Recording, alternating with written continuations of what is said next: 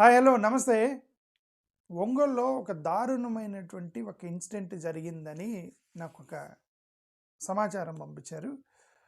అదేంటంటే కొన్ని పేదల ఇల్లులు అర్ధరాత్రి అంటే జనరల్‌గా ఇల్లులు పడగొట్టేటప్పుడు ఒక ఎంఆర్ఓ గాని, లేదంటే రెవెన్యూ ఆఫీసర్లు గాని, పోలీసుల సమక్షంలో వచ్చి అంటే కొద్దిగా గవర్నమెంట్ అధికారుల సమక్షంలోనే ఇల్లులు పడగొడతారు కదా!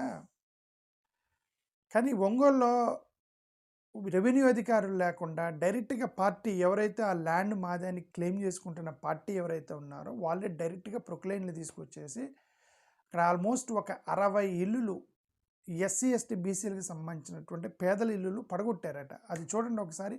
అది చూసిన తర్వాత మిగతాది మనం మాట్లాడదాం. న్యూస్ కూడా చదువుదాం. ఓకే.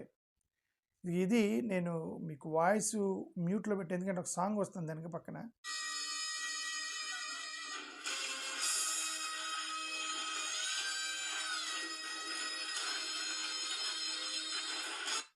నేను ఆ సాంగ్‌ని మ్యూట్ చేస్తున్నా ఎందుకంటే అది ఏమైనా కాపీరైట్స్ వస్తాయేమోనని. చూడండి వెనక పక్క ఇది.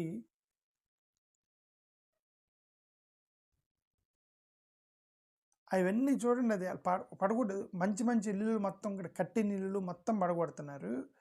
10 సంవత్సరాల నుంచి వాళ్ళు అక్కడే ఉంటున్నారట వీళ్ళంతా. అంటే 10 సంవత్సరాల నుంచి పేదవాళ్ళు ఇలాగ వాళ్ళ ఇళ్లల్లో ఉన్న ఒక ప్లేస్‌లోకి ఎవరో ప్రైవేటు వ్యక్తులు మేము కొన్నాము ఇది ల్యాండ్ మా పేరు మీద ఉంది. మీరు అక్రమంగా ఇల్లులు వేసుకున్నారని చెప్పేసి వాళ్ళు పడగొట్టారట. ఇక్కడ ఎవరో మాట్లాడుతున్నారు వీళ్ళు చూద్దాం ఉండండి. ఒక న్యూస్ పేపర్ క్లిప్ చూపిస్తున్నా. ఒంగోలు కార్మిక నగర్లో కూల్చారు. మీకు రాత్రికి రాత్రి ప్రైవేటు వ్యక్తులు జేసీబీలతో ధ్వంసం చేశారట ఇళ్ళన్ని కూల్చేశారట. ఒంగోలులో 60 కుటుంబాలు వీధి పాలు చేశారు. 60 కుటుంబాలని వీధి పాలు చేశారు. ప్రజాశక్తి వాళ్ళు రాశారు. ఒంగోలు సిటీ, ఒంగోలు నగర శివారు ప్రాంతంలో మానవత్వాన్ని మంట కలిపే ఘటన బుధవారం రాత్రి చోటు చేసుకుంది. హెచ్సిజి క్యాన్సర్ ఆసుపత్రి వెనుక ఉన్న కార్మిక నగర కాలనీపై ప్రైవేటు వ్యక్తులు జేసీబీలతో దాడి చేసి ఇళ్లన్నీ నేలమట్టం చేశారట. తమకు చెందిన రిజిస్టర్డ్ భూమిలో అక్రమంగా ఇల్లు నిర్మించారని సాకు చూపుతూ సుమారు 150 నుంచి 200 మంది గుర్తు తెలియని దుండగులు కలిసి కాలనీలోకి చొరబడి విధ్వంసానికి పాల్పడ్డారని బాధితులు ఆరోపిస్తున్నారు. ఈ ఘటనతో 60 పేద కుటుంబాల యొక్క ఒక్క రాత్రిలోనే రోడ్డు పాలయ్యారు. ఇప్పుడు 150 మంది అలా ఎలా వచ్చి కూల్చేస్తారు? ప్రభుత్వ అధికారులతో కదా వచ్చి కూల్చాలి. ప్రభుత్వ అధికారులు కదా, ప్రైవేటు వ్యక్తులు వచ్చి కూల్చకూడదు కదా. సో ప్రైవేటు వ్యక్తులు వచ్చి కూల్చారట. ఇది చూడండి. బాధితుల కథనం ప్రకారం ఇలా ఉంది. నగరంలో వివిధ ప్రాంతాలకు చెందిన సుమారు 60 కుటుంబాలకు చెందిన పేదలు, వాళ్ళలో ఎంతమంది ఉన్నారట? ఎస్సీలు 15 మంది, బీసీలు 30. అంటే మెజారిటీ బీసీ కుటుంబాలు మొత్తం అని అర్థం కదా. ఎస్సీలు 15, బీసీలు 30, మైనారిటీలు 12. నేను అదేగా చెప్పాను, ఎస్సీ, ఎస్టీ, బీసీలు, మైనారిటీల మీద ఇలాంటి విధ్వంసాలన్నీ జరుగుతాయి. మనందరం మెజారిటీ ఉన్నాం కాబట్టి మనం కాపాడుకోవాలి అని. మరి వీళ్ళందరూ మెజారిటీయే కదా. ఎస్సీలు 15, బీసీలు 30, మైనారిటీలు 12. వాళ్ళు మొత్తం ఎస్సీ, ఎస్టీ, బీసీలు కలిపితే మొత్తం 90% మంది. మరి దౌర్జన్యం చేసి పడగొట్టింది 10% మందే కదా. 10% మంది దౌర్జన్యం చేసి కొట్టారు కదా 90% ఉన్న జనాభాని. ఓకే. కాబట్టి మన మెజారిటీ ఇదంతా కాదు. ఎవరికి బలం ఉంటే వాళ్ళు కొడుతున్నారు అనేది ఇది ఒక ఉదాహరణ.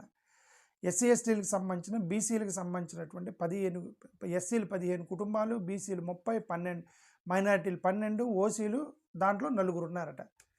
ఇంతకీ మ్యాటర్ ఏంటంటే గత 11-12 ఏళ్లుగా ముక్తి నూతలపాడుకు చెందిన సర్వే నంబర్ 186 ఈనాం భూమి హెచ్సిజి ఆసుపత్రి వెనుక నివాసం ఉంటున్నారు వీళ్ళు. రోజువారీ ఇళ్లలో పనులు, క్యాటరింగు, టైలరింగ్ వంటి పనులు చేసుకుంటూ జీవనం సాగిస్తున్నారు. వాళ్ళు ఎంతమంది ఉంటే మనందరం మెజారిటీ. ఎంతమంది మెజారిటీ ఉంటేమే అక్కడ కనీసం శక్తి లేని వాళ్ళు, ఇల్లు పని చేసుకునేవాళ్ళు, క్యాటరింగ్ చేసుకునేవారు, టైలరింగ్ చేసుకునేవాళ్ళు, వాళ్ళు ఏం చేస్తారు? 2 పేదలు, బడుగు బలహీన వర్గాలు, శక్తివంతము, ఆధిపత్యం కలిగిన వాళ్ళు చేసేటువంటి హింస 2. ఈ దేశంలో ఉంది 2. ఒకటి బడుగు బలహీన వర్గాలకు సంబంధించినటువంటి పేదలు, ఆ పేదలను అప్రెస్ చేస్తున్నటువంటి ఆధిపత్య వాళ్ళు. అంతే, రెండే రెండు ఉన్నాయి దేశంలో. మిగతా ఏటికి కూడా మీరు లొంగకండి. చూడండి, 15 మంది ఎస్సీలు, 20 మంది బీసీలు, ఇంతమందిని ఇళ్ళలు పడగొట్టారు వీళ్ళు. బాలినేని శ్రీనివాసరెడ్డి గారు ఎమ్మెల్యేగా ఉన్నప్పుడు, ప్లస్ ఇప్పుడు ఎమ్మెల్యేగా ఉన్న జనార్దన్ గారి దగ్గరికి వీళ్ళందరూ వెళ్ళారట గతంలో. వెళ్ళి, ఇదిగండి మేము ఇక్కడ ఉంటున్నాం కదా 10-15 సంవత్సరాల నుంచి, మాకు ఇళ్ళ పట్టాలు ఇప్పించండి అని వాళ్ళు అడిగారట. అడిగితే వాళ్ళు మేము ఇప్పిస్తామన్నారట. అనేక విజ్ఞప్తుల మేరకు విద్యుత్ సౌకర్యం, అంటే ఎవరు విద్యుత్ సౌకర్యం కల్పించి ప్రభుత్వం 5 లక్షలు నిధులు కేటాయించి స్తంభాలు కూడా ఏర్పాటు చేసినట్టు చెప్తున్నారంటే, ఆ స్థలంలో చాలా జాగ్రత్తగా, చాలా ఇంపార్టెంట్ సబ్జెక్ట్ ఇది. ఎస్సీ, ఎస్టీ, బీసీలకు సంబంధించినటువంటి పేదలు అంటే వీళ్ళు ఈ మెజారిటీ అనేటువంటి ఒక మన మెజారిటీ అనేటువంటి ఒక స్లోగాన్ పట్టుకొని పేదలకు అన్యాయం చేస్తున్నారని నా ఉద్దేశం. అంతే. ఇంతమంది పేదవాళ్ళు ఉంటే గవర్నమెంట్ని అడిగితే అది గవర్నమెంట్ భూమి అనే కదా అర్థం. గవర్నమెంట్ భూమి కాబట్టి అక్కడ ఎమ్మెల్యేలు 5 లక్షలు నిధులు ఇచ్చి అక్కడ ఇది కూడా వేశారు, ఏంటి, స్తంభాలు కూడా వేశారని అర్థం. అంటే ఇదంతా కూడా గవర్నమెంట్ భూమి, ఇనామీ భూమి. అక్కడ పేదలు ఉంటున్నారు 15 సంవత్సరాల నుంచి. ఆ స్థలాన్ని ఎవరికో ప్రైవేట్ వాళ్ళకి ఎవరు అమ్మారు, ఎందుకు అమ్మారు, సడన్గా వచ్చి మా భూమి అని ఆ ఇల్లుని పడగొట్టేశారట. గత 11 ఏళ్ళు పైబడి ముక్తి నూతలపాడు సర్వే నంబర్ 186 ఏనాం భూమిలో నివాసం ఉంటున్న తమను రాత్రి వేళ 3 జేసీబీలను తీసుకొచ్చి పడగొట్టారట. ఇది చూడండి, కాల్చి సరే పడగొట్టారు. ఫస్ట్ ఆఫ్ ఆల్ గవర్నమెంట్ పడగొట్టాలా, ప్రైవేట్ వ్యక్తులు పడగొట్టకూడదు. వీళ్ళు పడగొట్టారు. ఇది చూడండి, మొత్తం కాల్చేశారంట. ఎందుకు కాల్చారు, వాళ్ళ వస్తువులను ఎందుకు కాల్చారు? ఓకే, ఇది ఈయన ఎవరో మరి, ఈయన కాల్చేసాడట. ఇవన్నీ కూడా సోషల్ మీడియాలో జరుగుతున్నవి. బాధితుల ఇళ్లలో వస్తువులు తగలబెట్టిన దుండగులు అని చెప్పి ప్రజాశక్తి వాళ్ళు రాసిన, దుండగులను తీసుకొచ్చి బాధితులను బెదిరిస్తున్న వ్యక్తి అని చెప్పేసి ఇతను ఎవరో సర్కిల్ చేశారు. ఇది ఓకే, ప్రజాశక్తి వాళ్ళు. ఓకే, 150 మందిని తీసుకొని సుమారు 150 మంది గుర్తు తెలియని దుండగులు తమ సొంత స్థలం అని దౌర్జన్యంగా ఇళ్ళన్నీ నేలమట్టం చేశారని, సామాన్లు తగలబెట్టారని కాలనీకి చెందిన సైకం సుశీల, ఎస్కే సైదు, సలీం ఖాన్ అంటే పుష్పలత తదితరులు మీడియా ముందు కన్నీటి పరవంతమయ్యారు. కనీసం తమ సామాన్లు తీసుకోవడానికి అవకాశం ఇవ్వమన్నా కనికరం లేకుండా విధ్వంసం సృష్టించారని గృహిణులు ఆవేదనలు వ్యక్తం చేశారు. ఎటువంటి ముందస్తు హెచ్చరికలు లేకుండా ప్రభుత్వ అనుమతులు లేకుండా చట్టాన్ని తమ చేతుల్లోకి తీసుకొని సినిమా ఫక్కీలో దౌర్జన్యకాండ సృష్టించారని ఆవేదన వ్యక్తం చేశారు. అధికారం మాది అన్నారట ఎవరో. విజయవాడకి చెందిన ఉప్పల శ్రీనివాసు నరేష్, చదలవాడకి చెందిన కోడె శ్రీనివాసు, ఉన్నం రాజశేఖరు అల్లుడితో పాటు సుమారు 150 మంది 3 జేసీబీలు కార్లలో వచ్చి ఇళ్ళన్నీ నేలమట్టం చేశారని, ప్రభుత్వం తమది, ఏం చేసుకుంటారో చేసుకోండి అని హెచ్చరించారని మహిళలు పేర్కొన్నారు. సామాన్లు తీసుకునే అవకాశం ఇవ్వమన్నా కనికరించలేదని ఆవేదన చెందారు. ఎన్నికల సందర్భంగా తమకు న్యాయం చేస్తారని భావించి తెలుగుదేశం ఓటేసి గెలిపిస్తే తమనే వీధిని పడివేశారని మహిళలు కన్నీటి పర్యంతం అవుతున్నారని ప్రజాశక్తి అతను రాసినటువంటి ఒక న్యూస్ పేపర్ క్లిప్ మీకు చదివినిపిస్తాను. ఓకే, అక్కడ అది గవర్నమెంట్ భూమి. 15-20 సంవత్సరాల నుంచి ఉంటున్నారు అక్కడ. ఆల్మోస్ట్ ఒక 60 మంది ఉన్నారు. వాళ్ళలో 30 మంది ఎక్కువ బీసీలే. బీసీ డిక్లరేషన్ పేరుతో బీసీలకు రక్షణ కల్పిస్తానన్న చంద్రబాబు నాయుడు గారు, మరి వీళ్ళు బీసీలే కదా, మరి వాళ్ళకి ఆ బీసీ డిక్లరేషన్ వీళ్ళని ఎందుకు కాపాడలేకపోయింది అనేది నాకు పెద్ద డౌట్. ఓకే, అది ఈనాం భూమిగా రికార్డుల్లో ఉందంట, రెవెన్యూ రికార్డుల్లో 15-20 సంవత్సరాల నుంచి ఈనాం భూమి కాబట్టి వాళ్ళు ఉంటున్నారు అక్కడ. కాబట్టి ఎమ్మెల్యేలు మేము మీకు పట్టాలు ఇస్తామన్నారు కాబట్టి వాళ్ళు 5 లక్షలు గవర్నమెంట్ ఫండ్ కూడా రిలీజ్ చేసి స్తంభాలు వేసి కరెంటు కూడా ఇచ్చారు గవర్నమెంట్. అలాంటి వాళ్ళు సడన్గా ప్రైవేట్ చేతుల్లోకి ఎలా వెళ్ళింది అనేది ఈ యొక్క కథనం. ఈనాం భూమి రెవెన్యూ రికార్డులో ఉన్న భూమిని జిల్లా కలెక్టర్ అనుమతి లేకుండా, గ్రామ సభ జరపకుండా రిజిస్ట్రేషన్ ఎలా అయ్యిందనేది పెద్ద ప్రశ్న.